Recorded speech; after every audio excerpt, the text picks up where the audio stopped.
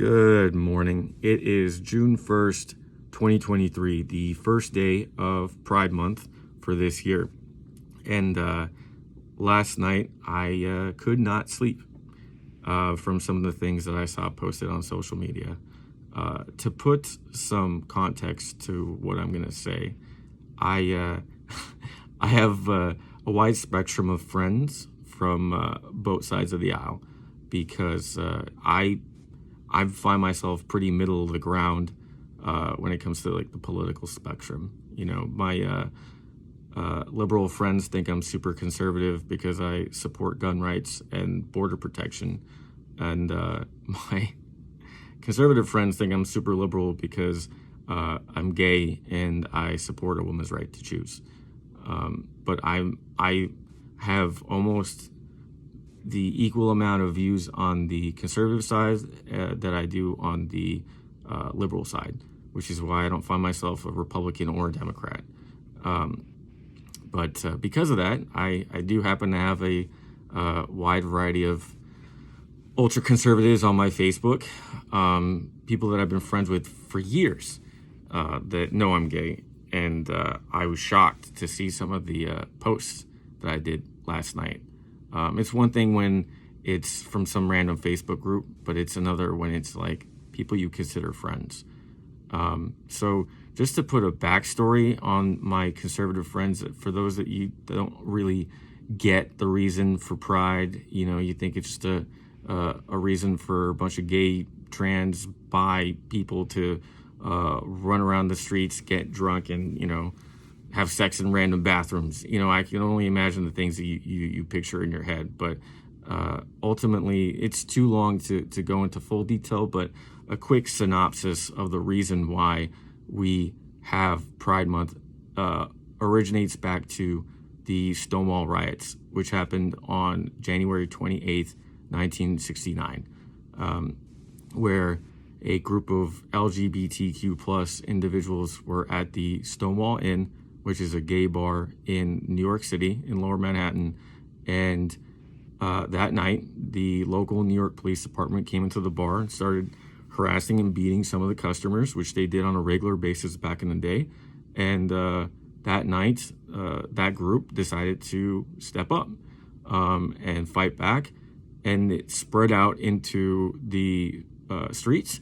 And the riots actually lasted a couple days. And then a year later, on that same day to commemorate what had happened, on June 28th, 1970, is when the first Pride March happened in Los Angeles, New York, Chicago, and San Francisco. And then over the years, those Pride Marches have become Pride Parades, which has turned into Pride Month to represent June from the initial Stonewall riots.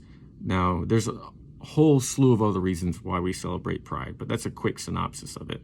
And I just wanted to put some context to why we celebrate Pride every year, is to celebrate those that have come before us to fight for the rights that we have now, and to hope for the rights of the future that we still don't have. And my coworkers last night were telling me to delete the friends that were posting those hateful things. And I just couldn't find myself doing it because I've been friends with these people for years. They're people that I care about. And I think that's the problem in today's age, is everyone is so quick to smash the delete button or to lash out to somebody on social media who has a differentiating opinion than them. And that doesn't solve anything. So I thought I would make this video to kind of reach out to my conservative friends and ask, right, that there's a difference between like posting something to have a debate or a healthy conversation and posting like just straight hate.